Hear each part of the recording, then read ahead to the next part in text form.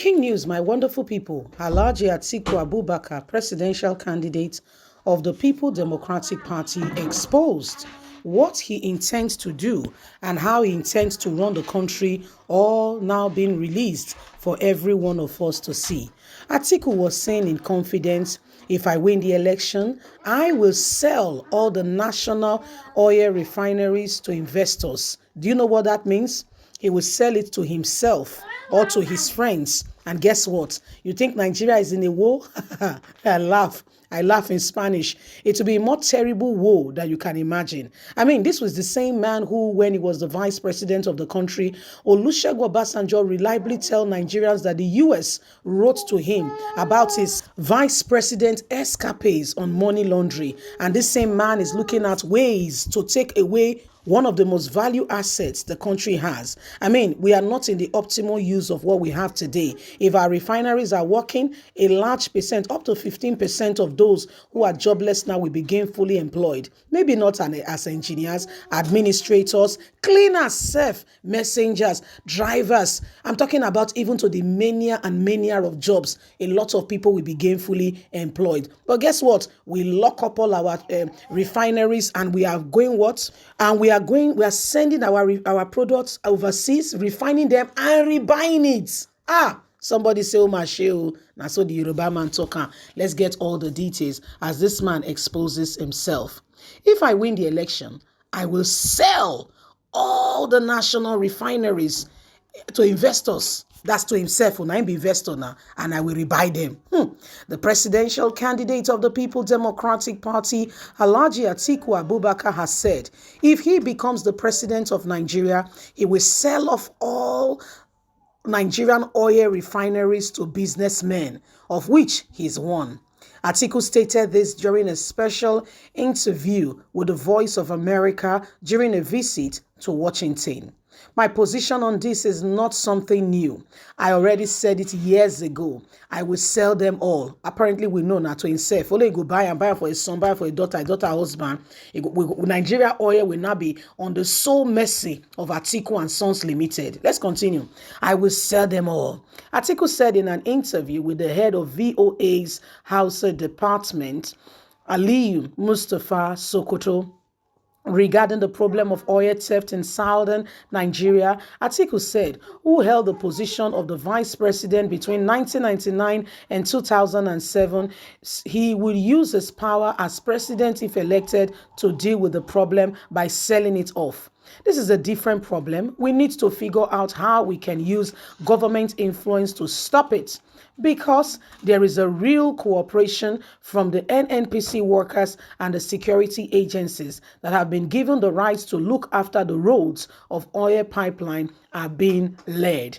Nigeria has 4 main oil refineries: Kaduna, Warri, Fatowaki. They are all not working because they all need repair. There is also one in Port Harcourt. As a result, most of the crude oil used in the country is imported from foreign countries, which has skyrocketed the price and has made things more difficult for Nigerians. Atiku said if he becomes the president of the country, this is his number one duty, to sell off all refineries. Guy, if you sell them, they go pay your people peanuts. Why we not repair this refinery with honest men? Make I tell now wetin happen on. Shell sell a whole refinery, working refinery. I want to give assumed figures, right? For instance, for 100 naira. The refinery, they work, everything they go on way. Shell, sell am for 100 naira. Nigeria won't come repair the one we not reach share own. It won't repair am. Nigeria repair am with 300 naira. It makes sense. Not be foolishness. I'm just giving an appropriate figure for you to imagine the level of corruption. How we they use our own hand? We take our hand, shoot ourselves on the foot, and we say we want rule. Then they will wake up tomorrow and tell you they want to rule the country, and you go wear wrapper with them, they jump. Atiku after you, now you again. Tinubu after you, now you again. Make I tell you, those of you now where they support PDP and APC, I appreciate you. But let us go back in memory lane. PDP and APC, please, if you can please spot the difference, I will really appreciate you, and I will personally apologize to you. I will tell you I am sorry, because these people, to a large extent, they may have some good people there, don't get me wrong.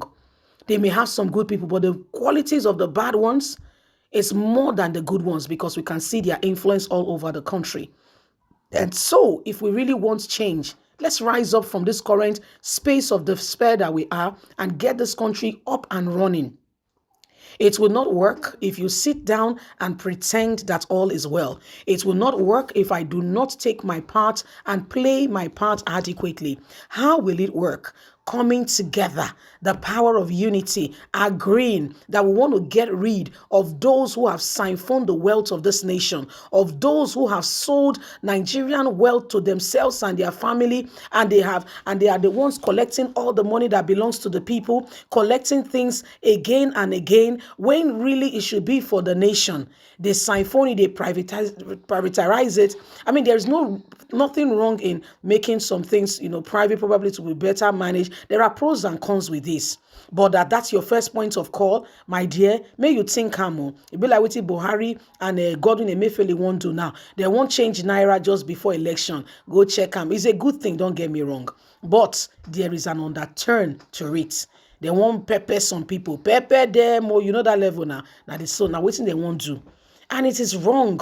If we want change, hey, brother, sister, we must work at it. It will not jump on us. No, it will not. There is job and work to be done, and all hands on deck if we want this job done appropriately, accordingly, as it should be. The days upon us have come to show to us again and again that if we want things to be different for every one of us, let's go ahead and begin to ensure that we are demonstrating the position of truth.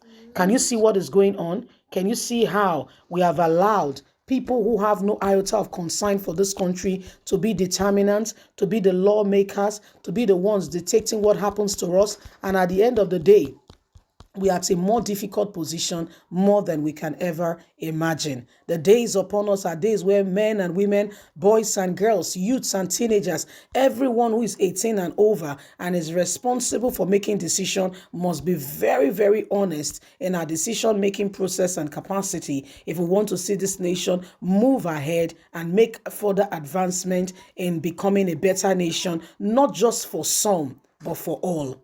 I mean, what is wrong if we really sincerely have good roads? What is wrong if a young boy, young girl finishes school and they get a job without knowing somebody that knows somebody that knows somebody? What is wrong if our economy is working well, that farmers can export their products and we all can truly be happy and the nation is moving forward and everyone is particularly, moving forward. Whatever you're doing, you are progressing in it. If you are traveling abroad, it's because you want to travel abroad. Probably you're going for holiday. Probably you're just going to relax and to rest, not because you are looking for a way to jackpot. You know the level now. It is wrong. Oh. What is wrong is wrong. Bye for now.